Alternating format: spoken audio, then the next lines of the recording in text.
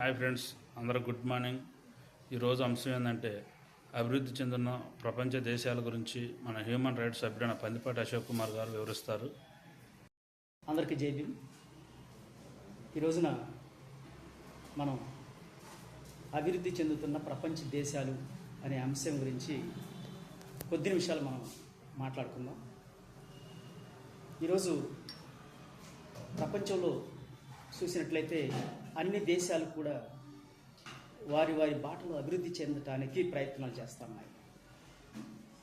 అదే సందర్భంలో భారతదేశంలో ఆ అభివృద్ధిని కాంక్షించకుండా కుల మత వివాదాలతో అట్టుడికిపోయేటువంటి పరిస్థితి ఈనాడు తాండవిస్తూ ఉంది.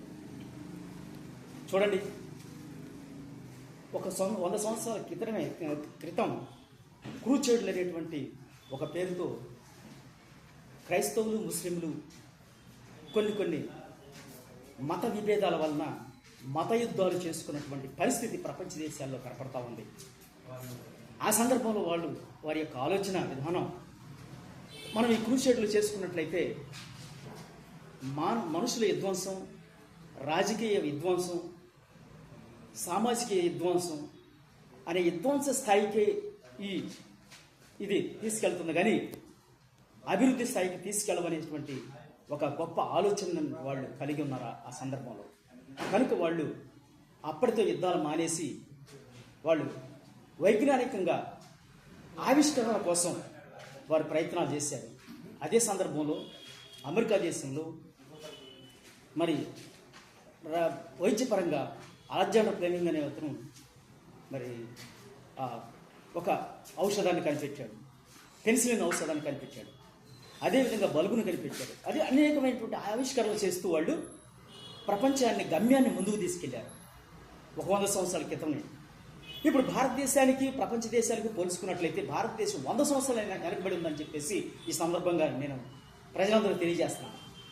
ఎందుకంటే వారు మత యుద్ధాలు అయిపోయి, వాళ్ళ విధ్వంస కార్యక్రమాలు అయిపోయి, ప్రపంచ ఆవిష్కరణల కోసం ప్రపంచాన్ని వారి దేశాలను ముందుకు తీసుకెళ్ళడం కోసం వాళ్ళు కంకణం కట్టుకుని ముందుకెళ్తా ఉన్నారు. ఈ క్రమంలో భారతదేశంలో అయితే ఈ 100 సంవత్సరాల వెనకబోటుతనంలో మతాలు కులాలుగా విడిపోయి ఆ కులాలని మతాలని వాళ్ళు భుజాన వేసుకుని ఈ రోజున ప్రభుత్వాలు కూడా ఆ మతాలని కులాలని ప్రజలకు అంటగట్టి కులాలతో గద్దెలెక్కుతున్నాయి. మతము యొక్క రాగద్వేషాలతో ఓట్లు వేయించుకుని ప్రజల చేత ఓట్లు వేయించుకుని ప్రజలు మోసం చేసి ప్రజలు మభ్యపెట్టి ఓట్లు వేయించుకుంటున్నాయి. వాళ్ళు అందరం ఎక్కుతున్నారు. ఈ ప్రజలు ఇలాగే ఈ కుల మతాలతో కొట్లాడుతూ బ్రతికినట్లయితే వీరు ఎప్పటికీ ఇలా ఉంటారు. మనం వారి యొక్క ఓట్లు వేయించుకుని మనం అందరం ఎక్కి వీళ్ళ మీద అధికారం చెలాయించి కొన్ని కోటాను కోట్లు మనం దోసుకోవచ్చు అనేటువంటి ఆలోచనతో ఈ యొక్క ప్రభుత్వాలు రాజ్యాంగబద్ధంగా పనిచేయకోకుండా, రాజ్యాంగబద్ధంగా వాళ్ళు పరిపాలన చేయకుండా వాళ్ళ యొక్క సొంత నిర్ణయాలతో మరి ప్రభుత్వాలు నడుస్తూ ఉన్నాయి ఈ రోజున్నటువంటి ప్రభుత్వాలు.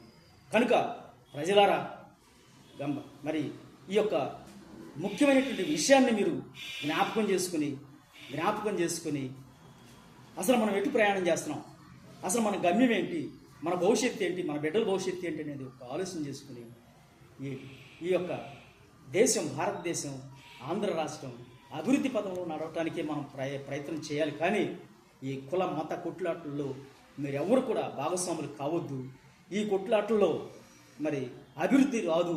ఈ కొట్లాటలో ఇంకా మనం వెనకబడిపోతాం. కానీ మన జీవితాలు, మన బిడ్డల జీవితాలు, మన భవిష్యత్తు, మన దేశ భవిష్యత్తు కూడా వెనక్కి వెళ్తుంది. కానీ ముందుకెళ్ళి ఆవిష్కరణ వైపు వెళ్ళి మరి గొప్ప దేశంగా, ప్రపంచంలో గొప్ప దేశంగా, ఎలాంటి చీకు చింత లేని మరి సుఖ సంతోషాలతో పేదరికం లేని మరి సమాజాన్ని సృష్టించేటువంటి ప్రభుత్వం కాకుండా మరి వెనక్కి తిరోగమనం పాలవుతుందని చెప్పేసి ఈ సందర్భంగా మీ అందరికీ తెలియజేస్తూ, ఈ యొక్క వీడియో మీకు అందరికీ నచ్చినట్లయితే లైక్ చేయండి, షేర్ చేయండి.